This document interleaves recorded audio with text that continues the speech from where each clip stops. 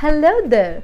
Welcome to my YouTube channel. I am Aditi Sharma and today I am going to talk about how you can prepare an amazing portfolio for yourself if you are somebody who is looking for new opportunity as a working professional.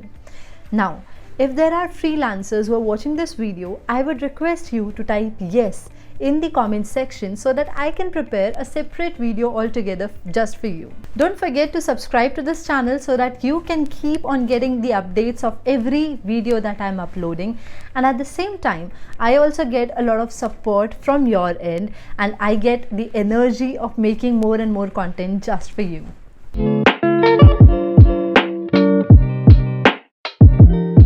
Before I go ahead talking about the layout and the content of the portfolio, there are certain questions that I would like to answer first. So let's get started with the first question. Why do I even need to prepare a portfolio altogether? I have a resume and that should be more than enough. Well, it's not. The reason is that your resume consists the basic details of your work experience and the skill set that you have. But your portfolio highlights each and every minute detail of your achievements and the work that you have done in the past. You can extremely highlight and make it more glamorous and in a fancy way, which can even show your whole personality altogether in just a digital format. So, no matter what, if you have a resume, good, but you do need to have a portfolio for yourself. Okay, fine. If I prepare a resume, then what? Where am I even going to use it? Well, do you remember I mentioned in my previous video for LinkedIn that there is a featured section wherein you have to post your portfolio over there. It can be in a video form, it can be in a PDF format, or it can be in a web page format. Now, web page is the most preferable one, the reason being that it is very easy to access, it is very easy to share, and at the same time for the other person to remember as well. So if you have a domain name with your personal name, that is the best thing to do, and any person can remember it. Now, when I say that I have to prepare a PDF format, how am I going to do that? Well, you can use Canva as well. Canva.com is a very good platform where you can start making your portfolios, and for your web page you can go to Wix.com. I personally prefer Wix, the reason being I found it very easy, more convenient. It is not good for your websites in terms of if you have to start your e-commerce business and everything, not that good, but then yes, for a basic portfolio definitely you can use it if you are an individual जो बहुत ज़्यादा technically sound नहीं है या बहुत ज़्यादा use नहीं करता है technical चीज़ें, then I believe that Canva and Wix are basic things which anybody can use. Now, let's talk about your layout. How is the layout going to be for your portfolio? First thing, keep it simple. Simple as in one pager.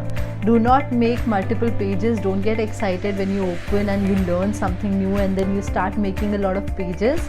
No, don't do that. Just keep one pager, simple scrolling page so that it is easy for an individual to go through it. Every detail should be there. Coming to the first detail, what is it required? That is your name. Now, with your name and logo, if you do not have a logo, you can have a signature just like I have one. You can make one digital signature for yourself and keep it as your logo.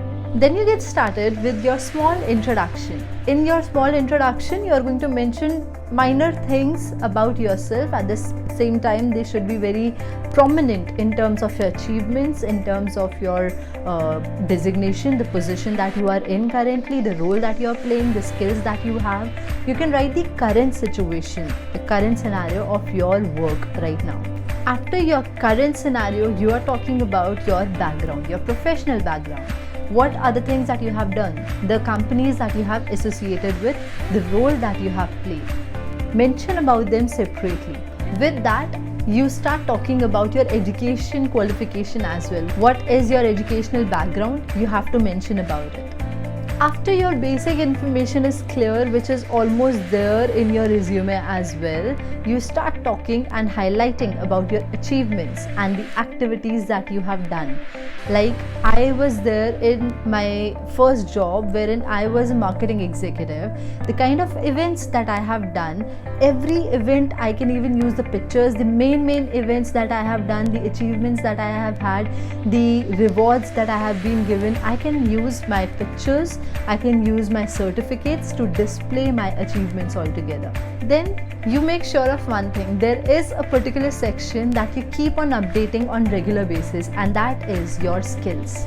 Now in that section you will keep on updating your skills and adding onto your previous skills that you already have. Okay, so you keep that section very creative, you keep it open and keep some space as well, wherein you keep on adding your latest skills every 6 months, 3 months. You just make sure that you are active in that particular page, and at the same time you don't have to send it to everyone separately. Now let me just correct it once again. We are making the resumes for the companies, a particular company, but when we are making a portfolio, that is for everyone altogether, so you do not have to separately send it, make the changes. As I always say that we have to make the changes on the cover letters and everything. You don't have to do this over here with your portfolio. That remains the same. Your overall experience remains the same, and it does not matter where you are applying for. The main thing that matters is that you have mentioned everything, every minute thing that you are doing or you have done. And then comes the last and most important part, that is your critical page. That is where you are going to mention all the details about your contact. In critical section, you can also add testimonials and recommendations of the people you have worked with earlier. Over there you can also mention about your links, profiles of your different platforms like LinkedIn, Facebook, Instagram. As I say, make it professional, just keep it professional. Your Facebook and Instagram as well, try and keep it a bit professional and share that as well. Wherever you have mentioned about work, maybe there is a website of your organization where your mention is there, you can even mention that link. And at the same time mention your email ID, which should be professional, and your contact details. Make sure that your contact is updated, your website is updated, your email is active, everything is there in place. Then only it is a use. Now when you are making it on the PDF format, उसमें थोड़ा सा आपको difficulty आएगी, because आप पहले उसको soft में change करोगे, उसके बाद आप उसको PDF में कन्वर्ट करोगे, उसके बाद आप किसी को मेल करोगे. Rather, if you are speaking to somebody on LinkedIn and somebody is just trying to talk to you and they are trying to ask you, okay, what is your experience, what have you done, how are you going to do it? I'm just sharing my profile, my portfolio with you. You just share the web link. That's easy. But आपको जैसे ही देखते हो, अच्छा ठीक है, अभी मैंने update नहीं किया, लास्ट टाइम मैंने तब अपडेट करा था, मुझे याद नहीं है पेज कहाँ चला गया है, पहले मुझे डाउनलोड करना है, फिर मुझे चेंजेस करना है. Don't do that, just open it. And let me tell you once again, web page बनाना फिर भी ईजी है. You just need to buy your domain first, okay? Buy your domain name and make your web page. It is much more convenient and much more impactful as well. It does not matter आप job ढूंढ रहे हो या फिर आप freelancer हो या आप क्या करते हो. Your portfolio can help you go through a lot of places. All the best.